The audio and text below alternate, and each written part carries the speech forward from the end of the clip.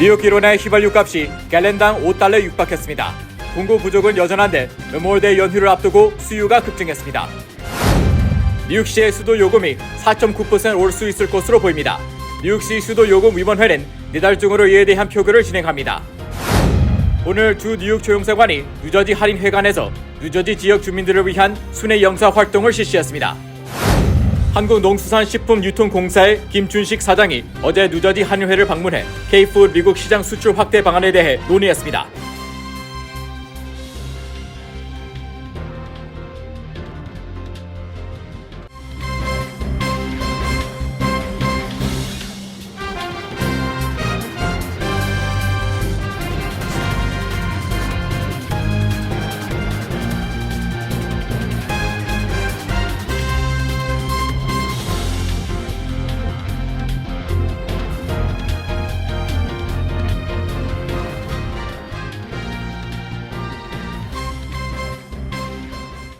여러분 안녕하십니까? KBTV 뉴스9 이창원입니다. 메모리얼데이 연휴를 앞두고 뉴욕 일원에서 휘발유 값이 갤런당 5달러가 넘는 주요수가 속속 나타나고 있습니다. 공급 부족은 여전한데 자동차, 여행 등 수요는 급증하고 있기 때문입니다. 첫 번째 소식 전상희 기자가 전합니다. 전미 자동차 협회가 집계한 뉴욕주 평균 휘발유 값은 갤런당 4달러 93센트를 기록했고 주유소 입지에 따라 이미 5달러보다 높은 가격에 파는 곳이 속속 등장하고 있습니다. 퀸즈 롱아일랜드시티의 한 주유소는 어제 크레딧카드 결제 시 레귤러 휘발유 값이 갤런당 5달러 1센트에 판매됐습니다. 미드그레이드, 슈퍼 프리미엄의 경우 현금으로 결제해도 5달러 중반 이상의 가격을 지불해야 했습니다. 카운티별로는 킹스 5달러 3센트, 뉴욕 5달러 43센트, 퀸즈 5달러 5센트, 브롱스 5달러 3센트 등의 갤런당 평균 휘발유 값이 일제히 5달러를 넘어섰습니다. 뉴욕주 휘발유 가격은 일주일 전만 해도 4달러 76센트 수준이었으나 일주일 만에 17센트 이상 오른 것입니다.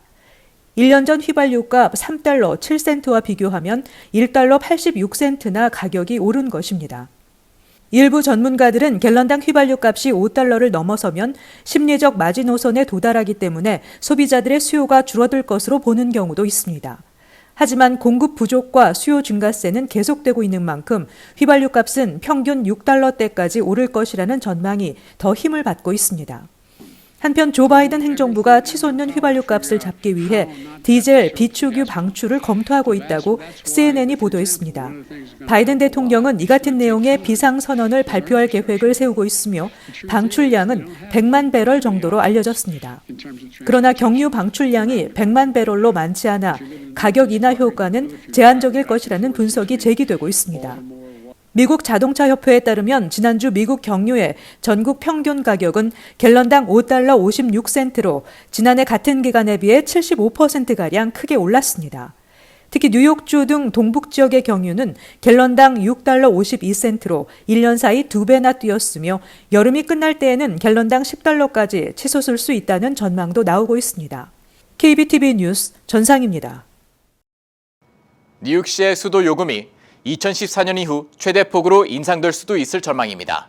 인상안이 적용되면 1인 가구일 경우 평균 4달러, 다인 가구일 경우 평균 3달러의 수도 요금이 인상됩니다. 전상희 기자의 보도입니다. 뉴욕시 환경보호국은 지난 4월 수도요금 4.9% 인상안을 제안했다고 지역 매체 더시티가 보도했습니다. 매년 수도요금을 책정하는 뉴욕시 수도요금위원회는 인상안을 놓고 오늘과 내일 공청회를 가져 주민 의견을 수렴할 예정이며 오는 6월 중 인상안에 대한 표결을 진행하게 됩니다. 인상안이 가결되면 오는 7월 1일부터 적용됩니다. 올해 제시된 4.9% 인상안은 5.6%의 인상안이 적용됐던 2014년 이후 최대 인상폭입니다. 뉴욕시 사상 수도요금 인상폭이 가장 높았던 때는 2009년 14% 인상입니다. 최근 2017년과 2018년, 2021년에는 수도요금이 동결됐었습니다. 보도에 따르면 올해 인상안이 적용될 경우 1인 가구일 경우 평균 4달러, 다인 가구일 경우 평균 3달러의 수도요금이 인상될 것으로 전망됩니다. 일반적인 주택 소유주들에게는 큰 영향이 없을 것으로 보이지만 다가구 주택 소유주에게는 경제적 압박을 끼칠 것으로 보입니다. 한편 뉴욕시 일원의 전기요금도 올여름 12%가량 오를 수 있을 전망입니다. 커네디슨에 따르면 지난해 6월부터 9월까지 뉴욕시 거주자들의 평균 전기요금은 월 104달러 5센트였습니다. 12%가 오를 경우 116달러 54센트로 오를 것으로 보입니다.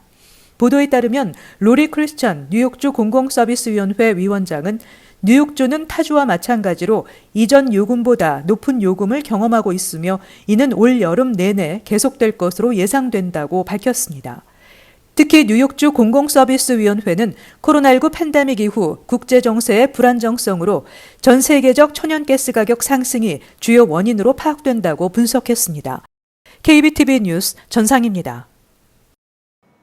오늘 주 뉴욕 초영사관이 뉴저지 한인회관에서 뉴저지 지역 순회 영사 활동을 실시해 140명이 넘는 뉴저지 주민들의 민원 업무를 처리했습니다. 현장에 김은지 기자가 다녀왔습니다.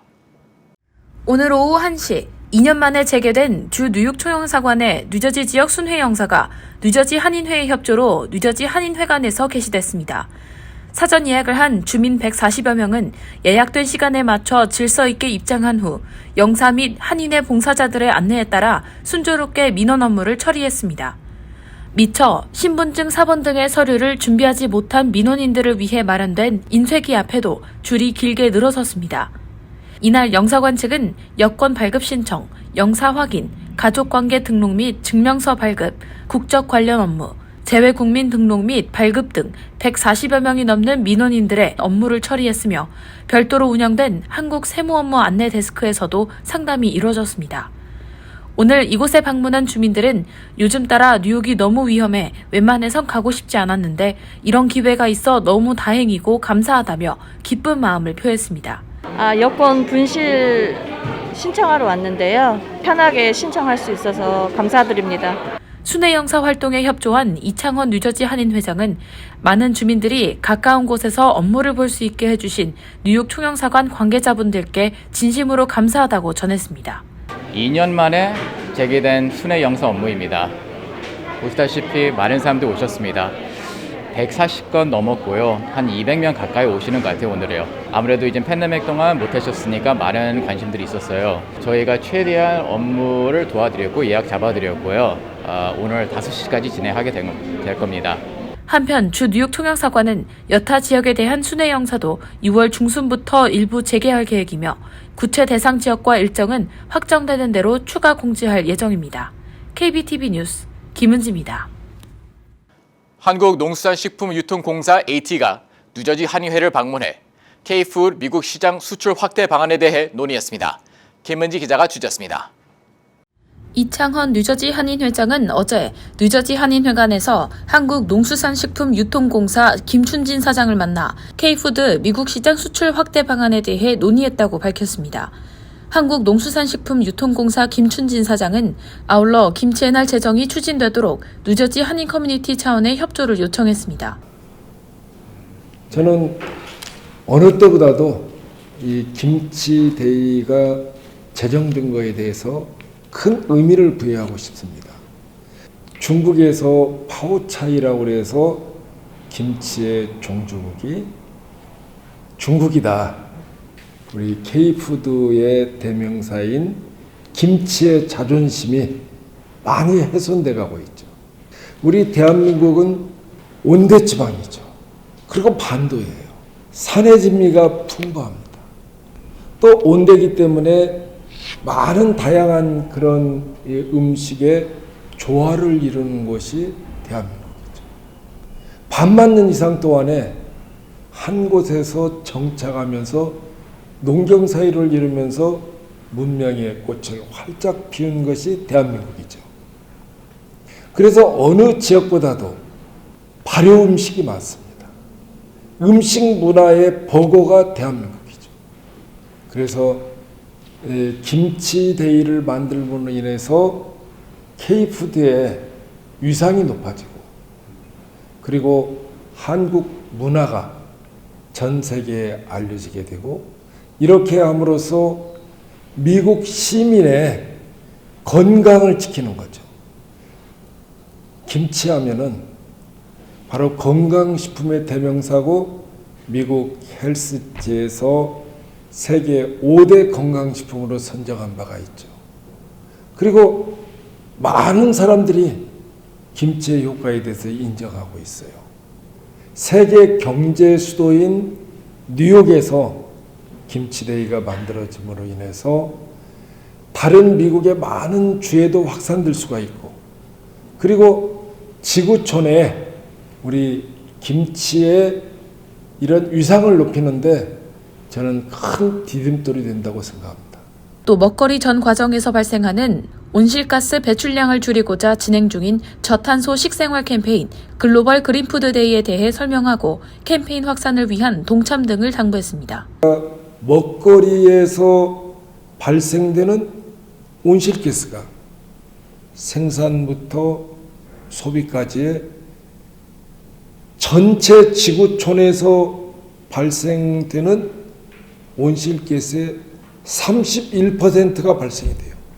유엔이 발표한 통계입니다. 그래서 우리가 조금만 일상생활에서 관심을 기울이면은 온실가스를 줄일 수 있다. 즉 노 카본 이코 다이어트 캠페인을 저희가 벌이고 있어요. 실천운동 방법으로 글로벌 그린푸드 데이를 만들어서 저희가 함께 하자고 외치고 있어요. 이건 크게 어려운 게 아니에요. 생산할 때 땅을 훼손하면 안 되겠죠. 그래서 가급적이면 친환경 농산물, 또 유기농, 그리고 이동거리가 멀면은 탄소 배출이 많이 되지 않습니까? 그래서 로컬 푸드. 그리고 가공할 때 버려지는 농수산식품이 엄청나게 많아요. 그래서 가공 처리할 때 버려지는 농수산식품을 줄이고. 한국농수산식품유통공사에 따르면 코로나19 장기화와 물류 상황 악화에도 불구하고 대미 농수산식품 수출액은 올해 4월까지 6억 4,300만 달러로 지난해 같은 기간 대비 19% 증가했습니다. KBTV 뉴스 김은지입니다. 리얼 아이디 전면 시행이 1년이 채 안 남은 현재 뉴저지 차량국은 리얼 아이디 발급 민원 폭증으로 몸살을 앓고 있습니다. 차량국 측은 지난 16일 기준 주 전역 차량국 사무소에서 리얼 아이디 발급 예약을 기존에서 11,000건 이상으로 2배 이상 늘렸지만 며칠 안 돼 예약이 모두 소진됐다고 밝혔습니다. 어제 기준 주 전역 차량국에서 하루 동안 소화해야 할 리얼 아이디 예약건은 1,180건 이상인 것으로 나타났습니다.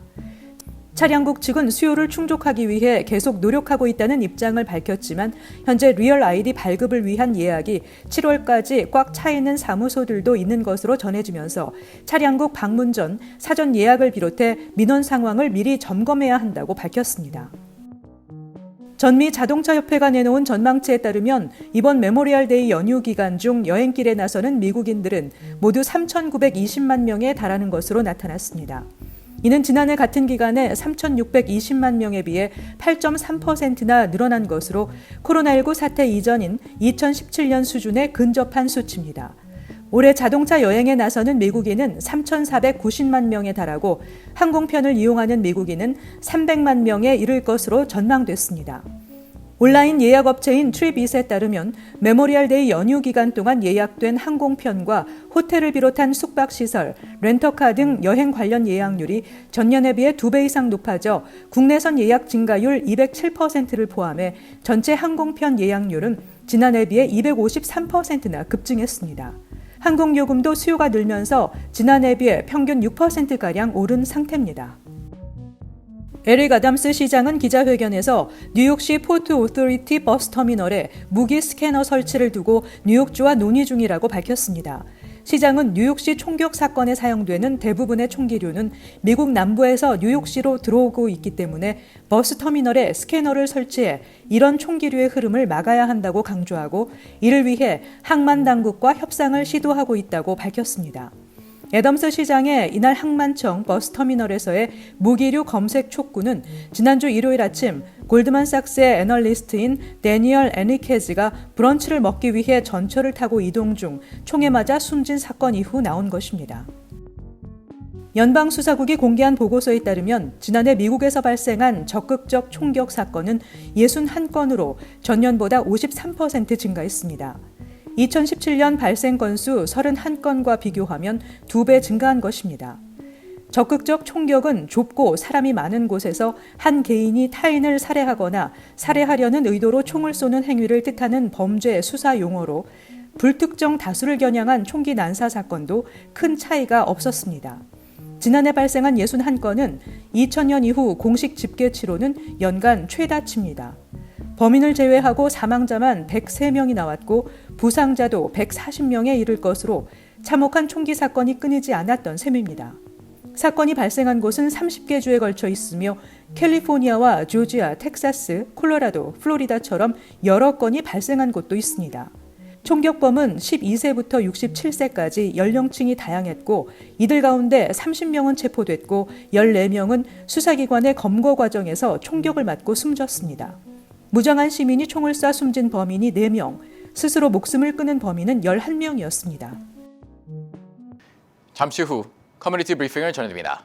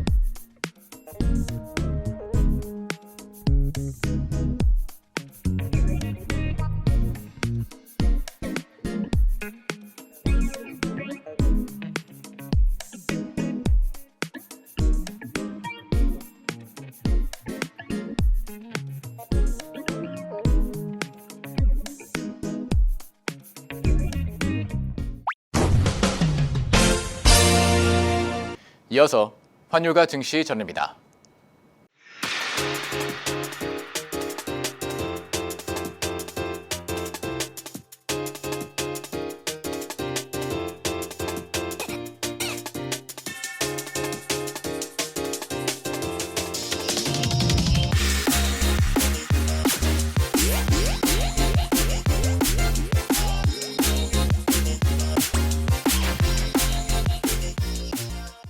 잠시 후 뉴욕과 뉴저지 날씨 전해드립니다.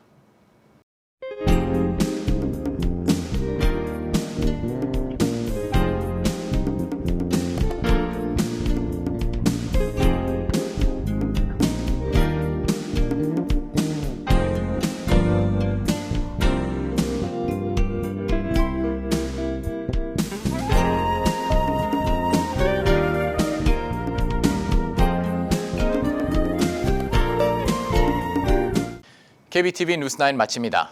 오늘도 시청해 주셔서 감사합니다. 편안한 밤 보내시 바랍니다.